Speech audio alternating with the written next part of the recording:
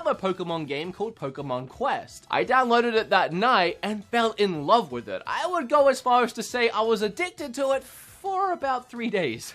And I mean, I loved it. It was like 3 straight days if I just couldn't put that thing down. There was just so much that just kept me playing. I really enjoyed the strange combat, the weird level designs, and the randomness of maybe getting a shiny Pokemon stroll up to your camp. There's something about this game that's like a weird phenomenon. Is that how you pronounce that? Phenomenon. And I've played games like this before that have the same phenomenon. No, I can't do it a second time. If it was even right the first time. It's a mysterious thing about the game that when you're playing it, you just keep wanting to play it, like another level and another level. You just get addicted and it's just fun to keep playing. But as soon as you stop playing and you take a breather from the game, maybe even for a day or two, there's almost nothing driving you back to the game. You have so many other things that are probably better than that you want to play instead. For free, it's absolutely worth it. All I can say is if you're enjoying it, keep playing it and don't stop, because as soon as you do, you might not play it again.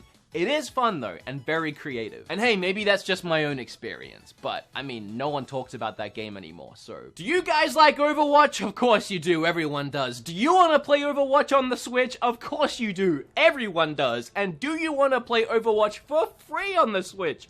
Of course you do, everyone does. But you can't. What you can do is play Paladins for free on the Switch, which is pretty much Overwatch. Just not as good. But still good.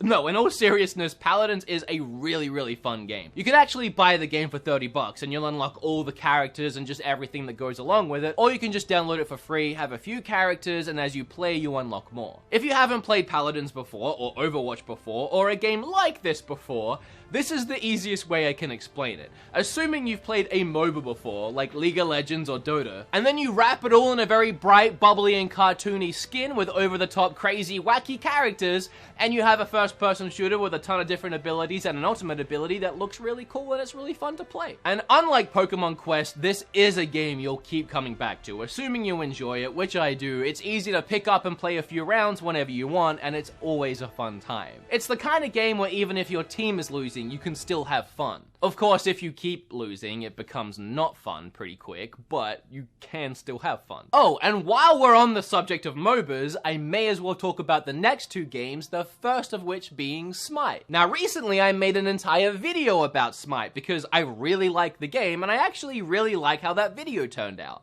I talked about my favorite things about the game, some of my favorite characters, and even broke down how to play the game. And I did that because the game is so convoluted with so many moving gears and parts, it takes a while to get your head around it and even learn some of the basics. So if this game does interest you, I would recommend going and checking out my video, which I'll leave in the description down below. But essentially it's a MOBA, again like League of Legends and Dota, but played in third person. It's a really interesting concept, and again, I like it a lot. Obviously, it's free, or else it wouldn't be on this list, but you can also buy it, and it's the same deal as Paladins, where one way you have all the characters unlocked, and the other way you have to earn them. And we've gone from Pokemon Quest, a game that's a little addicting, but you might forget it, to Paladins, a game that's, you know, somewhere in the middle, you'll pick it up every now and then, to Smite, a game where you can easily spend hours and hours and hours just in one session, because each game can last about an hour, and you won't ever stop at just one game, and then you'll come back the next night, and the next night. If you think you can handle it, there's a ton of fun to be had in Smite for free. And the next free MOBA is Arena of Valor. Now, I haven't actually played this one. It looks like a more traditional MOBA, again, like the 2 that I keep mentioning, Dota and League of Legends, where it's more akin to a top-down strategy style game. And if you're into the more classic style MOBAs, Arena of Valor might be better for you than Smite. But what would I know because I haven't played it? I've just heard a lot of really great things, and it's free.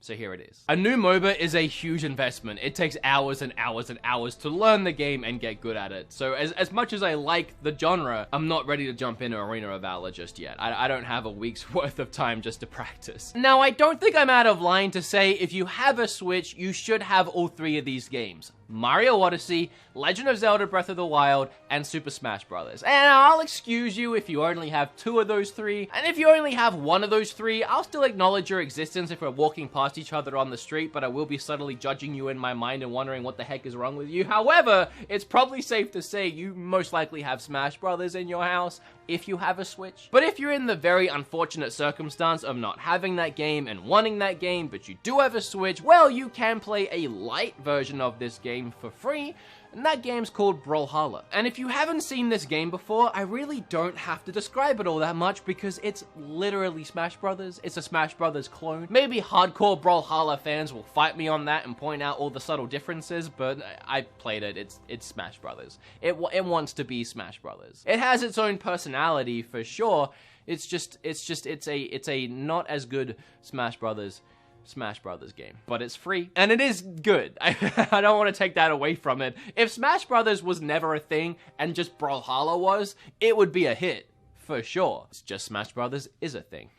Fallout Shelter is another perfect example of a free-to-play game that's just free-to-play and you don't have to put any money into it to enjoy it. Bethesda didn't care too much about making a ton of money off of it, so they made it just fun to play, and you can spend money on it. You can buy lunch boxes, which will unlock a bunch of things for your characters, like weapons, or even unlocking actual characters, but it's not necessary. And the game ended up being a huge hit. It exploded, and a ton of people did put money into it, so Bethesda kept supporting it. And it's no surprise that because this game was developed and built for a mobile phone, that it works really well on the Switch. Because the game still runs in the background like it used to on phones. You wouldn't have it open all the time, you'd be texting or playing other games, or you just wouldn't be using your phone, but meanwhile the game is still active. But it feels like a live 24/7 living, breathing ecosystem. You start with a very small ragtag group of survivors, and you start to build a colony around them, layers and layers deep into the ground. And again, this is just a fun, free game to play in between playing other games. Whenever you're done with that 5-hour Final Fantasy IX session and you're about to log off and go to bed, you can quickly check on your Fallout Shelter and see how your survivors are doing. Make sure they're fed, make sure they have water, make sure none of them have died, and then go to sleep, wake up in the morning, and check on them again. Or forget about the game completely for 3 months and then sign back in and find out that everyone is dead and you got game over.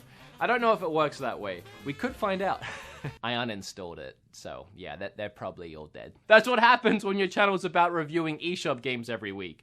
I need space. I end up deleting stuff. I do want to add the long-awaited Undertale sequel, Deltarune, to this list, because Chapter 1 is free, and you'll get about 3 hours of free gameplay out of it. However, if you love it, and you will, everyone will, and everyone does, you will have to pay for the other chapters. It's only the first one that's free to get you hooked, and then have you play the rest. That's how confident they are that you will buy the rest. You can have the first one for free. And yeah, it's good.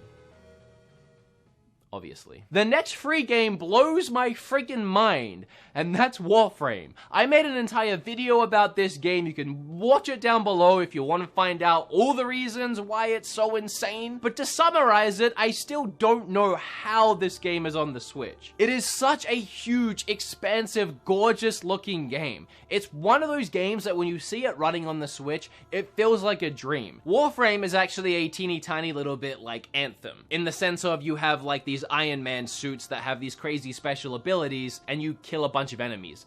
It's pretty much where the similarities finish, I guess. However, Warframe does have some really expansive open world areas where you can fly around.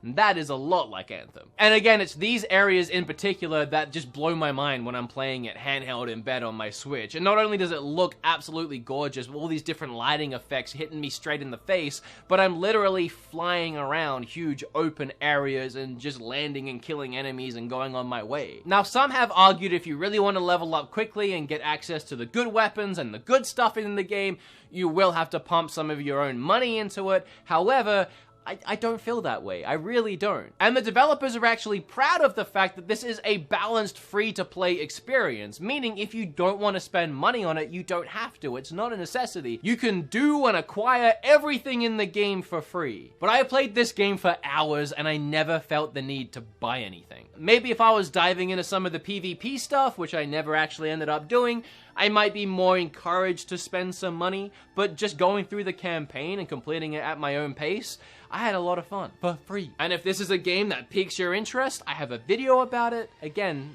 down below. The last two free games are actually like way more than 2 games technically, but you also kind of have to pay for it, but they are free. What do I mean by that? Well, to access any of the games I'm about to talk about, you do have to buy the Nintendo Online service, which is $20 a year, so really not that bad at all. Or if you do it monthly, I think it's like $3 or $4 a month. A really, really cheap online service, and if you think about it, you kind of need it anyway to play online. Like if you want to play Smash online, or Splatoon online, or Mario Kart, or really just anything. So once you have it, here are the free games you can play. The first one being the multiple of ones, which is the Nintendo Online service itself, will give you access to a load of classic NES games. And I'm sure, as we're all aware by now, because I'm really late to the news, Nintendo also just announced that Super Nintendo games, Game Boy Advance games, and GameCube games are coming to this service later this month. Nope, I'm lying. Sorry to get your hopes up. Remember to smash that like button. I really do want that to happen, but yeah, I was lying, sorry. We do have NES games though. There are some good ones on there. There are some bad ones on there, but they're all free. And you might have guessed it, but my favorite free game on Switch, Tetris 99. I love this game, man. It's just Tetris. Like, Tetris has always been fun, but with the added excitement of playing against 98 other players at the same time, competing to be #1 in what is by far the best battle royale game anyone has ever made, it just makes this game priceless, and it's free. What a combo. Every time I make one of these list videos, I blow myself